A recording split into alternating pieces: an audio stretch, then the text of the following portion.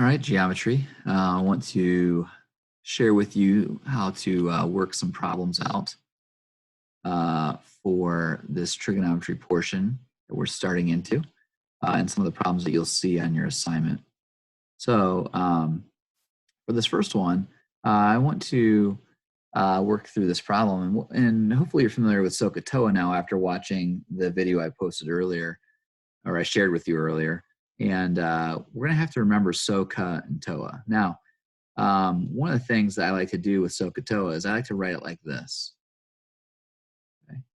It's going to help us remember how things are set up as a fraction. Sine is the opposite over the hypotenuse, cosine is the adjacent over the hypotenuse, and tangent is the opposite over the adjacent. Now, in this problem, it says find the sine of r, cosine of r, tangent of r, sine of s, cosine of s, and tangent of t. Express each ratio as a fraction and as a decimal to the nearest hundredth. So what you're going to do is let's fill in these. Little r is 5. So, hey, that's 5. Little s is 12. So we say, hey, that's 12. And t is 13. So I'm going to put 13 here on this side. Now, they want us to find the sine of r. There's angle r. They want us to find the cosine of angle r. And they want us to find the tangent of angle r. Let's start with that. Then we're going to do s next. But sine of r, so I think, okay, sine of angle r. I'm looking here at sine of r, right down here. Here's my angle. My opposite side is going to be across from r. It's going to be 5. So side st here is 5. My hypotenuse is going to always be opposite of the 90. It's the 13. And then, so this is the hypotenuse over here. And then the side that is makes up angle r that is not the hypotenuse, which is right here, this side is the adjacent. So what I have here, I've labeled these. Here's my opposite, my adjacent, and my hypotenuse. I go in and I'm going to fill this in. So the sine of angle r is the opposite over the hypotenuse because I'm dealing with sine. So I'm up top here with sine. I'm dealing with so. So opposite over hypotenuse. And I say, okay, here's my r, opposite, here's 5, hypotenuse is 13. So I say, okay, well, sine of r is 5 over 13. Okay. Well, they want me to express that as a decimal, so I'm going to take my calculator. I'm going to divide that. 5 divided by 13, and I'm going to get 0.38. So I'm going to say 0.38. That's the nearest hundredth. Okay.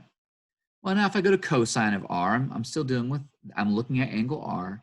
The adjacent, now I'm looking at this here, adjacent over hypotenuse. Taking cosine, adjacent over hypotenuse.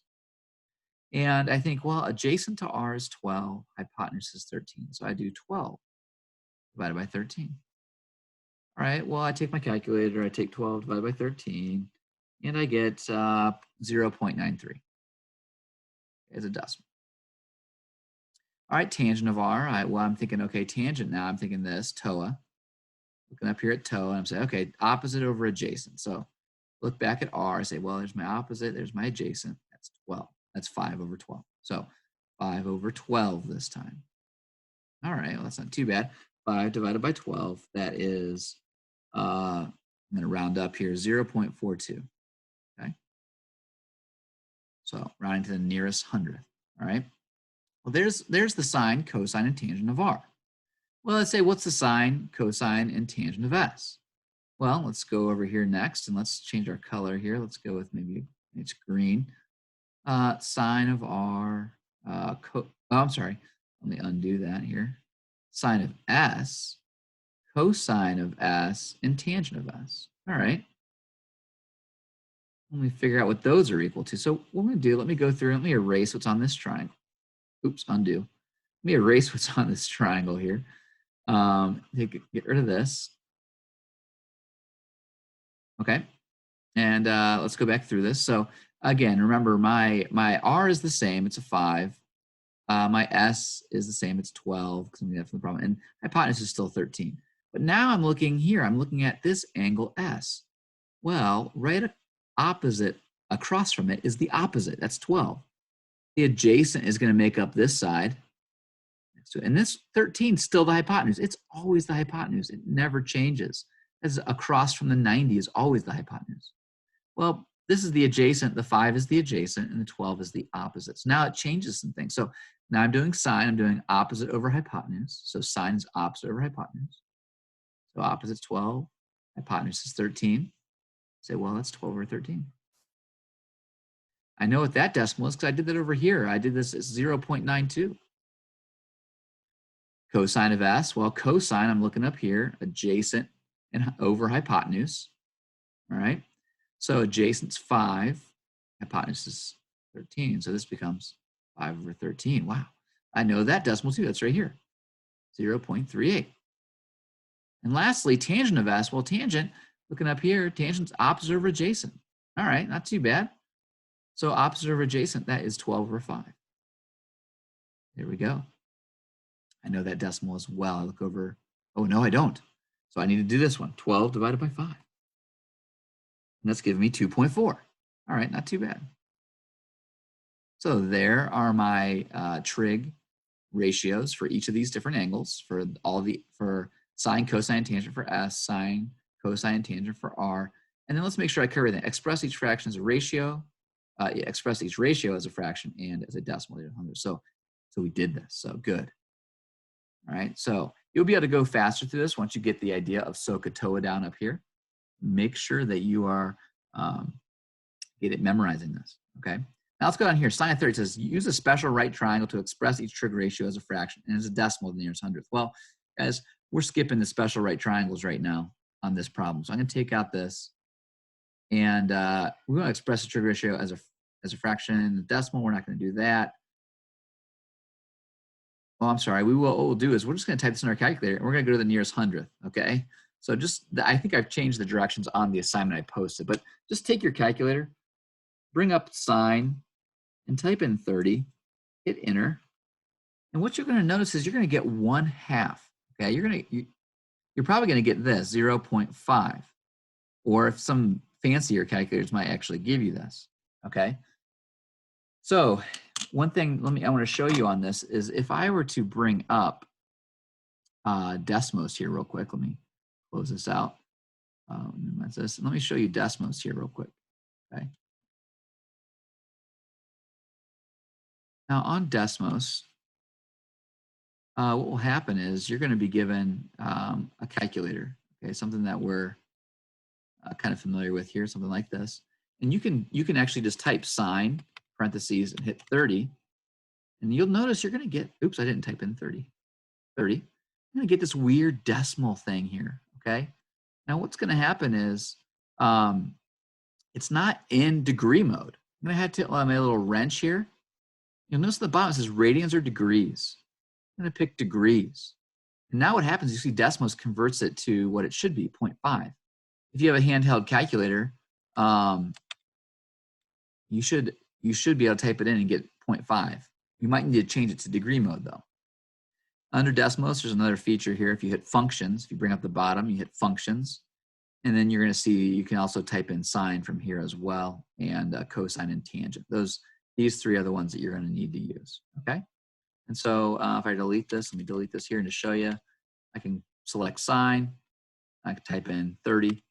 I get 0.5. Or again, if I want something different, if I want tangent of 45, I type that in and I get 1. Again, if I changed it to 53 or something, there's my tangent, and now I need to round that to the nearest hundredth, which is going to be 1.33.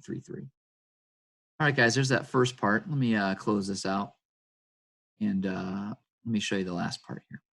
Okay. So at this point, let me minimize this, have that some Khan Academy stuff there. Let me scroll down a little bit, and let me show you this. Okay, last two problems. Now, what I want to do with this is just kind of focus your attention right here. Okay. Now, with this, what we have is we have two triangles, and we have a missing side here. What you need to do is when you're looking at this, let's go purple. You need to think, okay, I take my known angle. It's giving me 37 degrees. So I'm interested in this angle right here in this corner. Okay. Now, if that's the case, I know that this side is the opposite. That side's blank. It's a question mark. I don't know what that one is. This one is my adjacent side here, and this one's my hypotenuse. Now you look, you have opposite is unknown, you have adjacent has an x, hypotenuse has a 12. Well, they want us to find out what x is. So I'm interested in this side. Okay, well, that's the adjacent side. And that's the hypotenuse. Well, I got to think through Soh Cah Toa.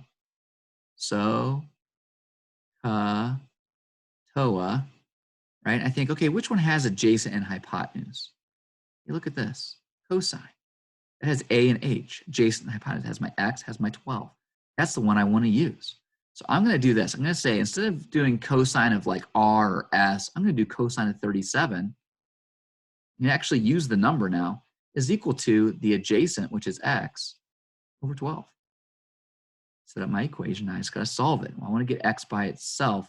Whatever's on the denominator, you're going to multiply by. Multiply by 12 on both sides. What's going to happen is these 12s will cancel. I'm going to be left with 12 times the cosine of 37 degrees. Okay, well, I'm going to go to Desmos or my calculator, and I'm going to type that in. I'm going to do 12 times cosine of 37 degrees. I'm going to get 9.58, okay? Well, that is actually what x is equal to, 9.58. So what I'm going to do is when I come back up here, this is what this side has to be right here, where the x is. This side is 9.58. I could go on and find this side using the Pythagorean theorem, or maybe opposite and hypotenuse. I could use a sine, Soh Cah Toa, right? But it only asks for x. So I'm going to stop there and be happy with this problem. So there's my answer on that one. All right, well, what about this one? What if it asks me to find the x when the x is the hypotenuse? Well, think about this. I'm looking at 44 here. Change colors, actually. Let's go to this. So I'm looking at 44, okay? And I'm thinking, okay, well, this is the opposite of 44. That's still unknown, right? That's still unknown. I don't know that. But the 8 right here, that's going to be my adjacent. And x is the opposite of the 90 degrees, so that's going to be the hypotenuse. Okay? So I think, well, the two sides that they gave me that are labeled are adjacent and hypotenuse. Well, which one is adjacent and hypotenuse? Well, again, it's a cosine again.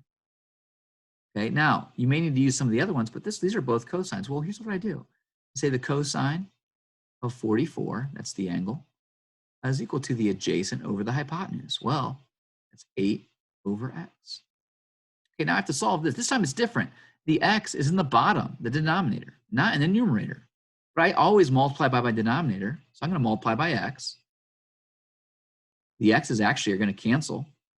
I get x times the cosine of 44 equals 8. Now I divide by cosine of 44 on both sides.